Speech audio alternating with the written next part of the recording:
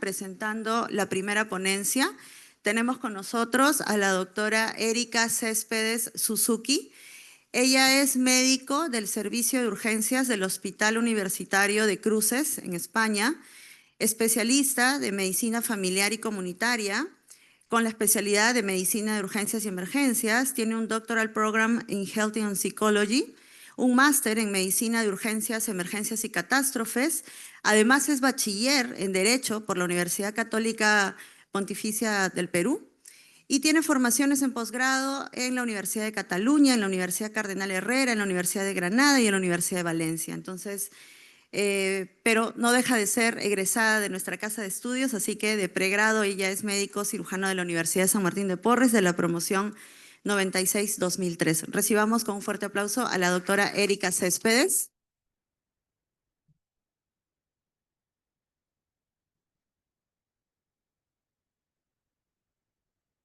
Buenos días. A ver.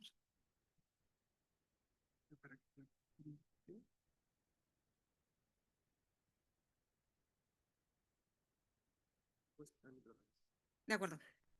Buenos días.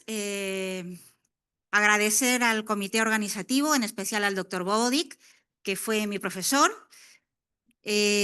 a todo el comité, a la doctora Salazar, a la doctora Villús, perdón, al doctor Salazar y a todos los que han hecho posible este evento.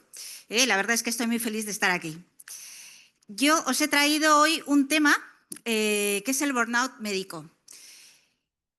¿Se han imaginado ustedes que el 70% de los profesionales sanitarios sufren de burnout? Ahora vamos a analizar las causas y cómo podemos prevenirlo. Yo soy Erika Céspedes, soy médico emergencista y radico en España. ¿Qué es el burnout? El burnout es el agotamiento emocional, producido por un ambiente laboral que produce estrés crónico y al que no hemos podido combatir. No hemos podido combatir ese estrés crónico y entonces nos ha generado tres cosas. Por un lado, agotamiento emocional, es decir, que tú ya no puedes seguir. Cada día que vas al trabajo, cada vez te es más difícil trabajar. Despersonalización o cinismo. Son actitudes de alejamiento tanto del paciente como de tus compañeros. El paciente empieza a ser un objeto para ti, ya no es una persona, ya no es alguien a quien cuidar, sino que empieza a ser un objeto. Y la baja realización personal. Eso quiere decir que cada vez nos sentimos peor, menos capaces, menos valorados. Y sobre todo este síndrome se da en personas que trabajan al cuidado de otras personas, como por ejemplo profesores y profesionales sanitarios.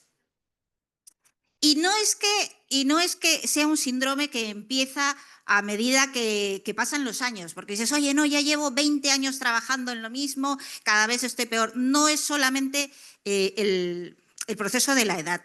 Si bien la mayor prevalencia del burnout es entre los 35 y los 50 años, se ha visto que desde que somos estudiantes de medicina, y por eso os comparto esto, desde que somos estudiantes de medicina ya empezamos a tener burnout.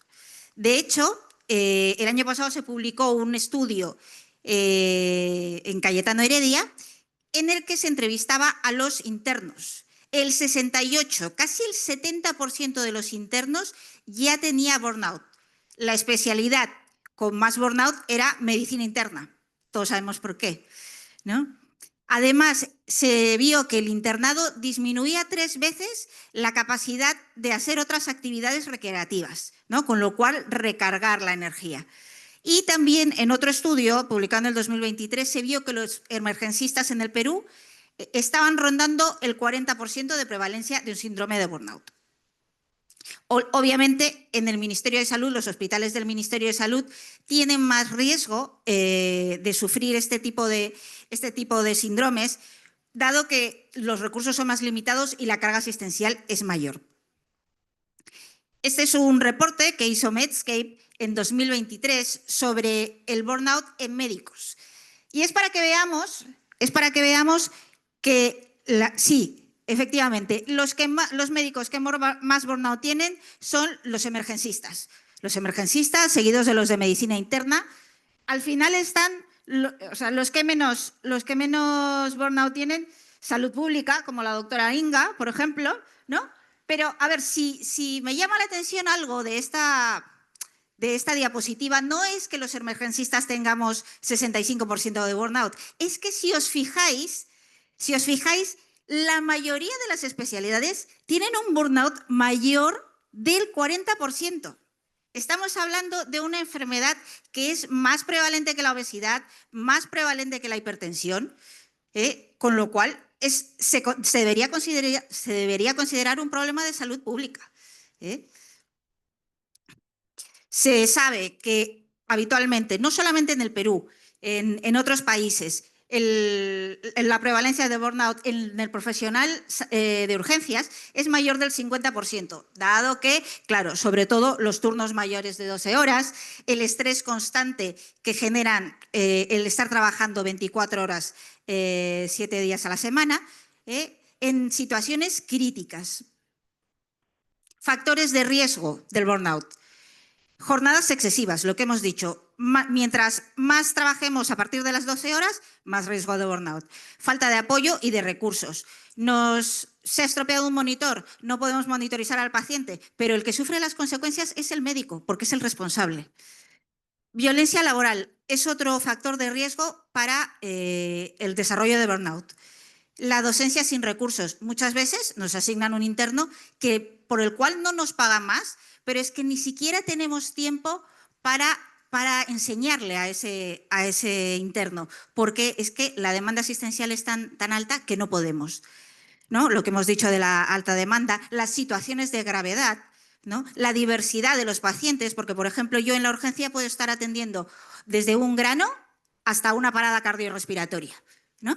Entonces, esa diversidad de pacientes y esos conocimientos que tienes que aplicar en un momento y seguidamente en otro momento.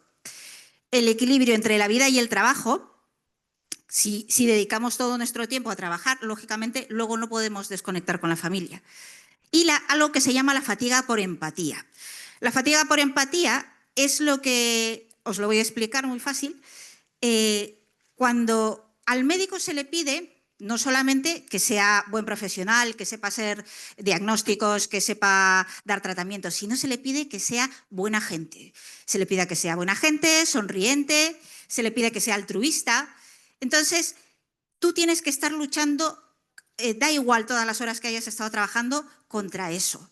Imagínense que hemos estado trabajando desde las 8 de la mañana de un día, no hemos parado, son las 4 de la mañana que estamos de guardia, y nos viene un paciente de 50 años que por la mañana caminaba, a la tarde empezaba a sufrir un poco de disnea y viene a la urgencia y presenta una parada cardiorrespiratoria. Le tratamos de reanimar, le reanimamos durante una hora y el paciente no sale. Estamos hablando que son las 4 de la mañana, ya son las 5:30, te has dejado todo tratando de reanimar a ese paciente, tú estás cansadísimo porque has estado trabajando todas esas horas y tienes que salir a decirle al familiar con tu mejor cara y de la forma más ligera, más light posible, que su marido ha fallecido. Entonces sales a hablar con el familiar y te encuentras a una mujer de 35 años que está embarazada. Y lo primero que te pregunta ese familiar es, ¿cuánto tiempo va a estar ingresado, doctora? Y sin embargo, tú, como médico, no solamente tienes la responsabilidad de explicarle que ha fallecido, sino que además tienes que poner buena cara, tienes que ser empático, da igual que sean las 5 de la mañana o las 9, y tienes que explicarle de la mejor forma que su familiar ya no está. Y entonces, todas esas veces que tú haces eso, genera una fatiga, que se llama fatiga por empatía, y que parece que es parte de nuestra profesión, pero es que, por un lado, no nos enseñan a combatir ese desgaste y tampoco muchas veces no se proporcionan las herramientas para enfrentar este tipo de situaciones, lo que genera más estrés. Estresores específicos de urgencia, ya hemos dicho, alta demanda, sobrecarga. Muchas veces tenemos que atender a pacientes que no saben su historial y de los cuales tampoco podemos saber su historial porque no está en una computadora. La naturaleza impredecible de las cosas que nos pueden llegar a la urgencia.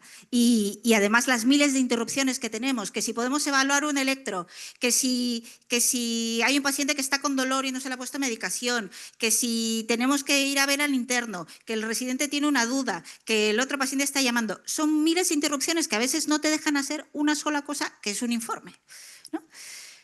Impacto emocional, tanto del trauma como de la muerte. Nosotros, como médicos, estamos acostumbrados a ver gente que sufre y gente que muere. Hay especialidades que nunca verán probablemente gente que muera. El oftalmólogo, por ejemplo, el dermatólogo, poca gente, ¿no? Pero en urgencias es casi seguro que a la semana se te morirá alguien, que tengas que firmar un parte de defunción. Ojo, yo soy emergencista, O sea, y a mí me encanta mi profesión, pero lo cierto es que esa muerte a ti te genera un desgaste, que parece que es... Para eso has estudiado, ¿no? Para eso has estudiado. Tú, para eso eres médico, para ti es normal. Es normal, pero ver el sufrimiento de los pacientes, ver el sufrimiento y presenciar la muerte de un paciente, tratar de salvarle la vida y no poder, eso genera un desgaste que reiteradamente puede producir burnout. Y, lógicamente, la falta de recursos y de apoyo por parte de la institución también es otro factor. Dentro de los factores que contribuyen, se les preguntó a los médicos, ¿no? Los trámites burocráticos, por supuesto, hay mucha burocracia que tenemos que hacer los médicos y que, sin embargo, no nos correspondería, pero cada vez hay más burocracia. El respeto que nos tienen nuestros propios compañeros, el acoso laboral, también es un factor de burnout. Y, lógicamente, el trabajar muchas horas de manera continua. En cuanto a la violencia laboral, se sabe que casi el 100% de profesionales ha sufrido violencia laboral, ya sea física, verbal, psicológica, en algún momento. Y eso multiplica por 3 el riesgo de tener burnout, de tener agotamiento emocional. Los que más en riesgo están son los médicos jóvenes, las mujeres, los hospitales que tienen menos apoyo y los turnos nocturnos en los que estamos más desprotegidos porque hay menos personal. Consecuencias. Las consecuencias, lógicamente, son los errores médicos, porque tú, lógicamente, estás tan cansado que ya no sabes qué estás haciendo.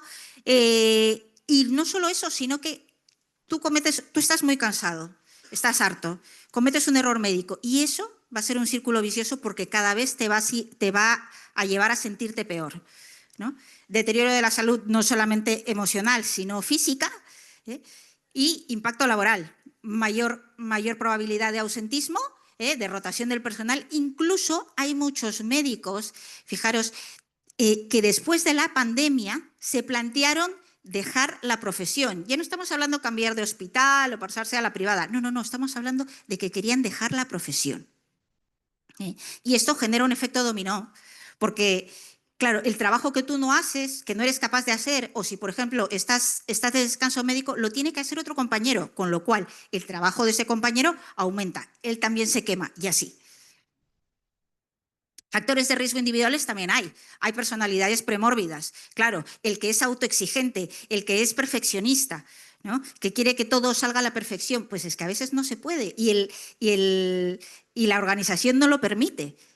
A veces no tenemos estrategias de afrontamiento adecuadas o tenemos dificultades para decir que no. Hay un turno que hay que cubrir, ya, yo lo cubro, no importa. Ya, pues di que no puedes, tienes una familia que atender, tienes también tú que cuidar de tu salud. El escaso apoyo social, cada vez que, si estamos con burnout, cada vez nos vamos aislando y en vez de buscar a los amigos y buscar compartir lo que nos pasa, preferimos quedarnos solos, y eso es peor. Factores de riesgo organizacional, por supuesto, la gran carga laboral, la burocracia, ya hemos dicho, la falta de autonomía en tomar las decisiones con los pacientes, la falta de reconocimiento por falta de las jefaturas, el ambiente laboral tóxico, lo que hemos dicho, el acoso laboral, los recursos inadecuados, los recortes, que nosotros quisiéramos tener todos los instrumentos para atender a nuestros pacientes, pero a veces no es posible. Pero es tu paciente y tú eres el que está con tu paciente. y, lógicamente, dedicarle más tiempo al trabajo que al resto de la vida. Y hay otra cosa, que por eso he puesto esta diapositiva, es la contaminación auditiva. Las organizaciones deberían trabajar en disminuir la organización auditiva. Porque, por ejemplo, esta chica, esta médico, está en un servicio de urgencias donde está sonando el teléfono, pero detrás tiene a un toxicómano que está agitado, que está gritando, una abuelita que está demenciada y que además está gritando de dolor, el monitor sonando, el interno diciéndole que a ver qué tiene que hacer porque es su primer día, y detrás llegando una ambulancia con la sirena porque trae un politrauma. Entonces hay que tratar de disminuir el ruido.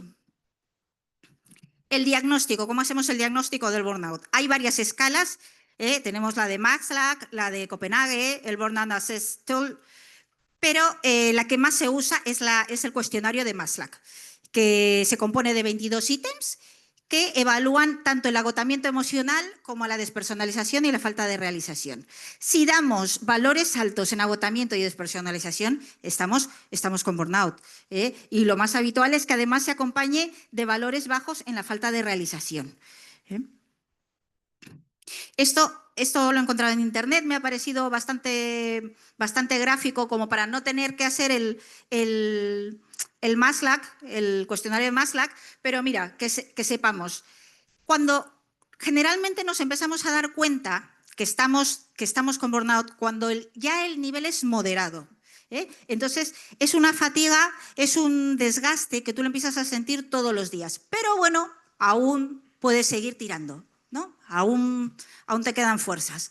Cuando ya el tema es severo, no tienes fuerzas para seguir, eres pesimista, ves como que no hay luz al final del túnel, y te empiezas a plantear a ver si tienes que dejar ese trabajo, a ver si tienes que dejar la profesión, ojo, y el nivel debilitante, que es el muy severo, es el que ya te interfiere en todas las áreas. Ya no solamente estás mal en el trabajo, sino que también estás mal en casa, estás mal con los amigos. Y ojo, que cuando hablamos de un nivel severo o muy severo de burnout, empiezan las ideas suicidas. O sea, que no es que estoy estresado. No. Estamos hablando de que empiezan las ideas suicidas. Señales de alerta, porque es importante cogerlo desde el primer momento. Agotamiento persistente, lo que hemos dicho. Te duermes, pero aún así te levantas cansado, cada vez se te hace más tedioso ir a trabajar. Tu frase habitual es no me da la vida, el día debería de tener 48 horas, ¿no? Desapego, te vas alejando de los pacientes, te vas alejando y los consideras cosas. Ya no tienes ninguna empatía, ya te da igual decirle una mala noticia como sea, ya te da igual que tenga dolor, ¿no? Deterioro cognitivo, empiezas a perder capacidades, ojo, y esto por el estrés crónico. Ya no te acuerdas, empiezas a perder memoria, empiezas a perder concentración, con lo cual estás peor en el trabajo porque cada vez te sientes, o sea, imagínate, ¿no? Estás estresado, no eres capaz de concentrarte, tienes 2 pacientes pero te parece que tuvieras 10, no sabes cómo gestionarlos. Y eso genera que tú te empieces a sentir peor como profesional, ¿no? Menor autoestima como profesional. Y empiezas a perder el disfrute de otras capacidades. Ya no disfrutas de ir a trabajar, ya ni tampoco disfrutas de estar con la familia, te vas aislando. Y ojo, que cuando les preguntaron a los médicos qué nivel de burnout tenían, la mayoría dijo que tenía un nivel severo. Ojo, cuando les encuestaron tenía un nivel severo. No medio ni leve, sino severo. Es que los médicos siempre dejamos pasar, se lo vamos atribuyendo a otras cosas. No, es que será la edad, es que ya llevo mucho tiempo trabajando, es que las preocupaciones familiares, la menopausia. No, es ese estrés que no estamos sabiendo gestionar bien. Claro que también hay diagnósticos diferenciales. La depresión mayor, el trastorno de ansiedad, la fatiga crónica, el trastorno por estrés postraumático. Pero no olvidemos que el burnout es consecuencia del estrés crónico en el trabajo. Es el ambiente laboral que te produce esto y que trae unas comorbilidades asociadas, ¿no? Trastornos mentales como la depresión. Tener burnout te puede llevar a una depresión, te puede llevar a un intento de suicidio, te puede llevar al abuso de sustancias, Cuando estás con burnout no puedes dormir, te acuestas y te despiertas con palpitaciones pensando, ¿habré hecho bien con este paciente? ¿Habré hecho mal? ¿Le habré puesto no sé qué? ¿No? Y no puedes dormir, entonces empiezas a abusar de las sustancias para dormir. Enfermedades físicas, dolencias, urticaria, infecciones. Se han visto más casos de neumonía, de infecciones de orina en médicos que están con burnout. Trastornos del sueño, lo que hayamos hablado, ¿no? Entonces, cuando tenemos los primeros datos de alarma, hay que buscar solución, hay que buscar apoyo. Lo primero, el autocuidado, procurar hacer ejercicio, que es lo que lo que más evidencia tiene, ¿no? Produce endorfinas, reduce el estrés, dedicar un tiempo al día para hacer ejercicio, comer sano, intentar dormir 8 horas, hacer actividades que nos gusten, distintas de la medicina. No, es que ahora me voy a poner a leer un artículo. No, algo distinto de la medicina, un hobby, algo que te guste. Buscar apoyo profesional, desechar ese estigma que tenemos por las enfermedades o por los síndromes mentales, buscar ayuda, promover que las organizaciones, los hospitales, hagan un apoyo al médico para combatir el estrés en el trabajo, pues disminuyendo el ruido, disminuyendo la carga laboral, modificando los turnos de trabajo, y desarrollar estrategias de afrontamiento. ¿Qué te las puede enseñar el psicólogo, el psiquiatra? Cuando se les pregunta a los médicos qué medidas serían más adecuadas para disminuir el burnout o cuáles creen que medidas que podrían disminuir el burnout, lo primero que se señala es la compensación económica. Luego, el hecho de modificar los turnos de trabajo y, lógicamente, más personal. Pero, a ver, sí que parece un poco, puede ser gracioso lo de la compensación económica, pero esto tiene un porqué. No es que, oye, no, si me suben el sueldo voy a estar más contento.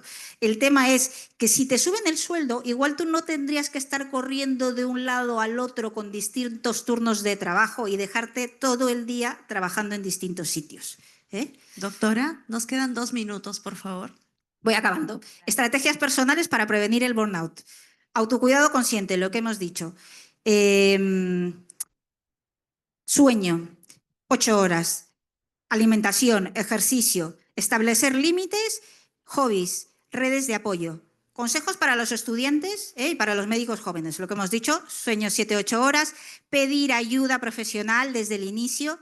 Hay vida más allá de la medicina. Buscar una red de apoyo dentro de la familia o dentro de los amigos. Hay que cuidar al médico para poder cuidar al paciente.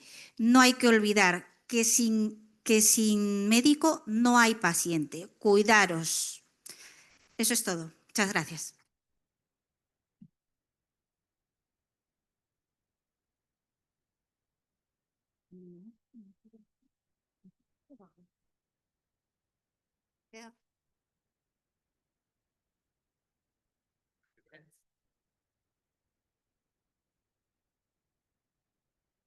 Me olvidé poner esto. Puedo ir hablando, ¿no? Sí. No sé. Muchas gracias, doctora Erika. Creo que la contribución de la doctora es fundamental para iniciar un congreso de este tipo, de internacional de actualización, porque siempre pensamos que el burnout es algo ya conocido.